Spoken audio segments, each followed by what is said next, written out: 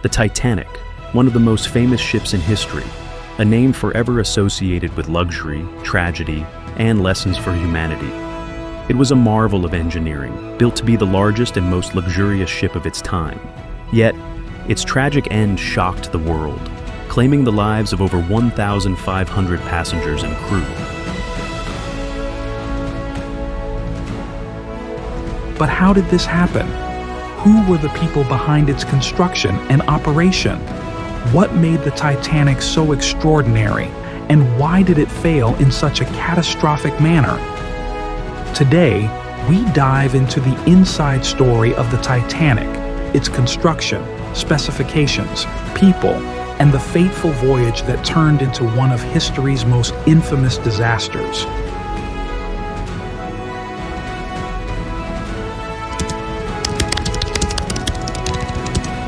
The man in charge of the Titanic was Captain Edward John Smith, one of the most experienced sailors of his time.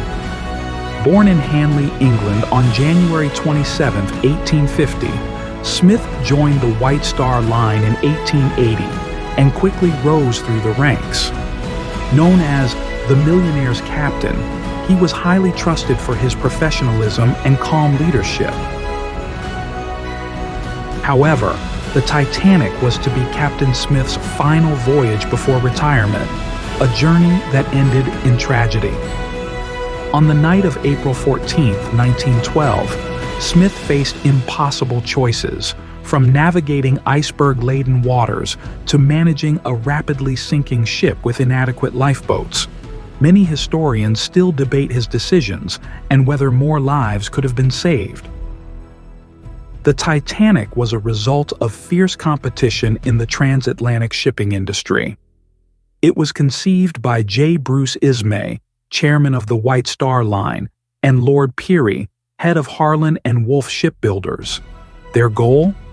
To build the largest and most luxurious ships in the world, surpassing their rivals. Construction of the Titanic began in 1909 in Belfast, Ireland, at Harland and Wolff's shipyard. Over 15,000 workers contributed to the massive project, which took more than 2 years to complete. The ship's design was spearheaded by Thomas Andrews, Harland and Wolff's chief naval architect. Andrews took pride in every detail of the Titanic, ensuring it featured cutting-edge technology, spacious accommodations, and unmatched elegance. Yet, despite its grandeur, key safety features like adequate lifeboats were overlooked, an oversight that would later prove fatal.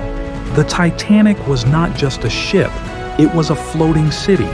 It measured 882 feet and 9 inches in length, stood 175 feet tall, and had a gross tonnage of 46,328 tons.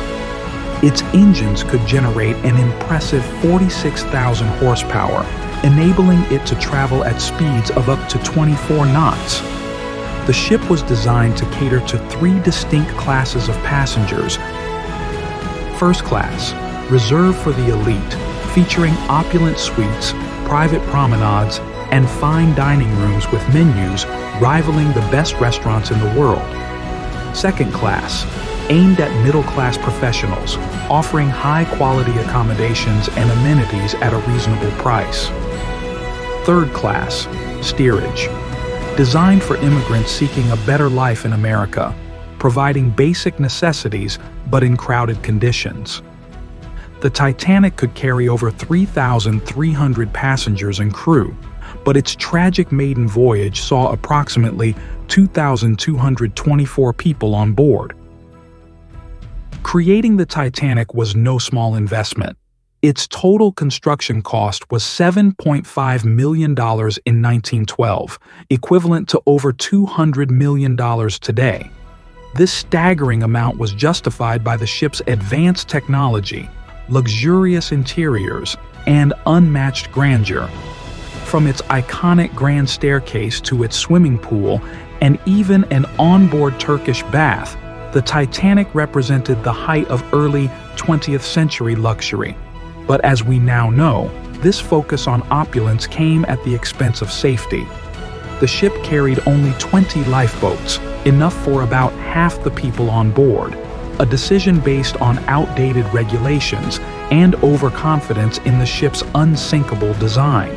On the fateful night of April 14, 1912, the Titanic was sailing at nearly full speed despite multiple warnings of icebergs in the area. At around 11:40 p.m., the ship's lookout spotted an iceberg directly in its path. The alarm was raised, but it was too late to change course. The iceberg struck the Titanic's starboard side, creating a series of punctures below the waterline. Although the ship was designed to remain afloat with up to 4 compartments flooded, the collision compromised 6 compartments, dooming the ship. The reasons for the disaster were numerous. High speed. The Titanic was traveling at 22 knots in icy waters. Lack of preparation. The lookouts had no binoculars, and the crew wasn't adequately trained for emergencies. Structural weakness.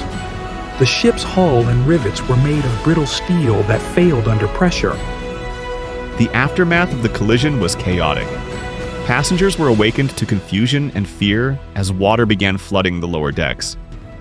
The crew struggled to organize an orderly evacuation, but with lifeboats for only 1,178 people, many were left with no chance of survival. First-class passengers were given priority, while many third-class passengers were trapped below deck.